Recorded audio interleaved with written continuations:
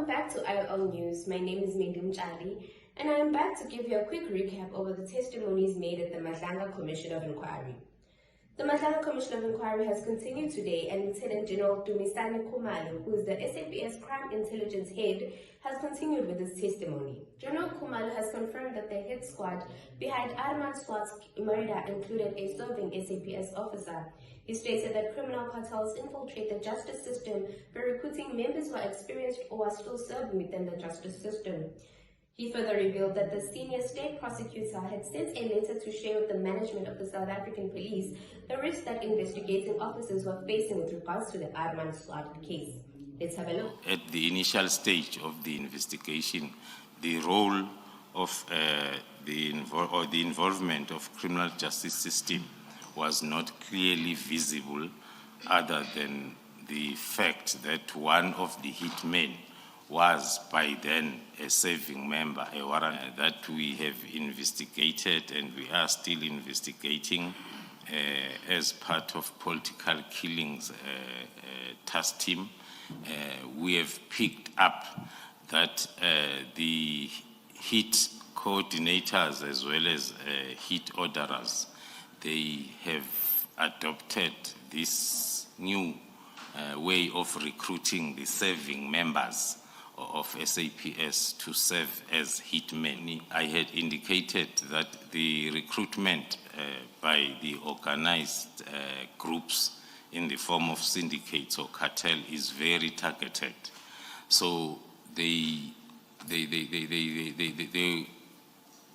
will want to have more of their members that have experience or are still serving within the criminal justice. The purpose of the letter was for the senior state prosecutor to share, firstly, to share with the management of South African police at all levels regarding the risks that the investigating officers were facing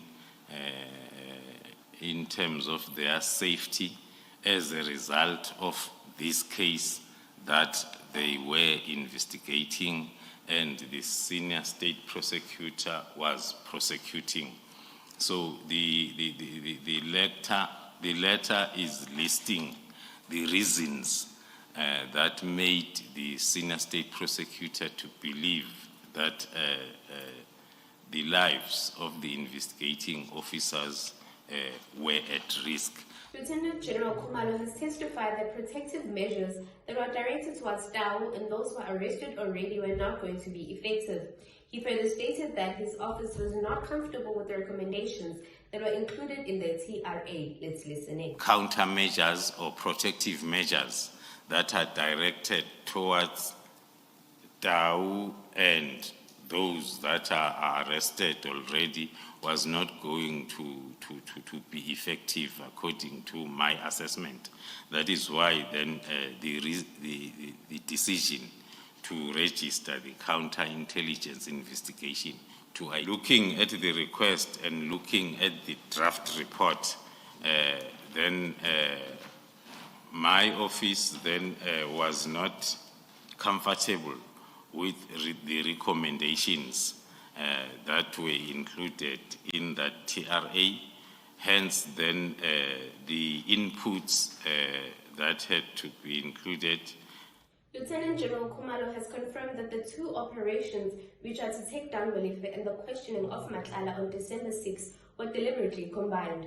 He also revealed that the SAPS deployed external special task force units for the December 6 takedown due to the profiles that they have conducted on Matlala's more than 20 former special task force operatives that guarded him. He further testified that there is an individual called Zungu from the DPCI that is working with the cartel, hence why they excluded the DPCI. Let's listen in. So the two operations you're referring to then is the takedown of Mr. Molefe and then the questioning of Mr. Matlala. Yes. So both took place on the 6th of December, and that was by design. By design, not a mistake. It was planned to be like that.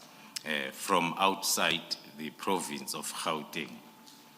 The main reason was for a threat assessment that had been done on the second target or second operation, which was the search and questioning of Mr. Matlala, based on the profiles that we have done of his more than 20 protectors that are former special task force members. So we were not going to be able to do our work if we bring the combat team that is less trained than what we were going to face. During our investigation,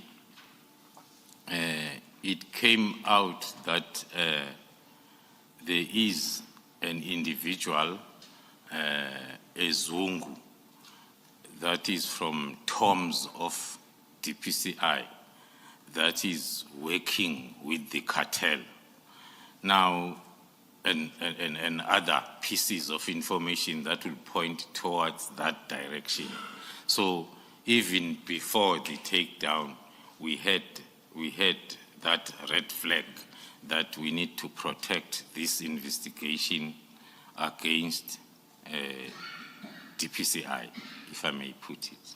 Lieutenant General Khumalo stated that the December 6th operation was not just interfered with, but it was sabotaged by insiders as a means to defeat the ends of justice. He further explained that the December 6th raid on Matlala's home was prompted by intelligence that a kidnapped victim was being held there.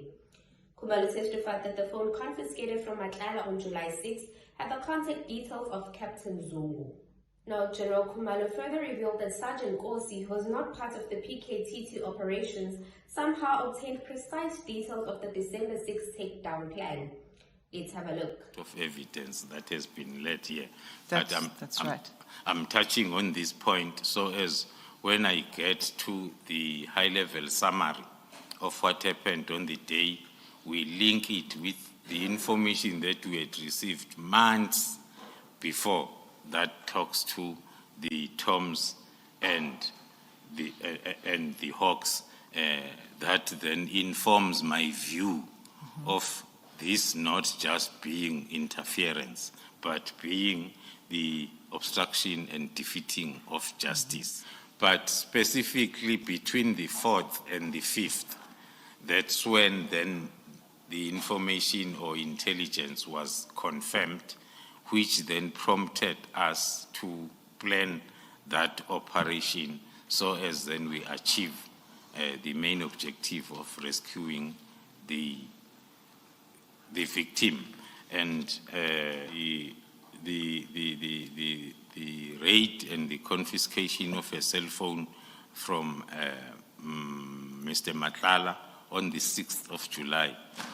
The cell phone that we found there was having the particular individual, Captain Zungu, saved in the cell phone of Mr. Matlala and some calls, which was then a step up of the information that we had received prior. Now that was all from me for today. I'll be back tomorrow with more quick updates of the Madlanga Commission. Don't forget to like, share and subscribe.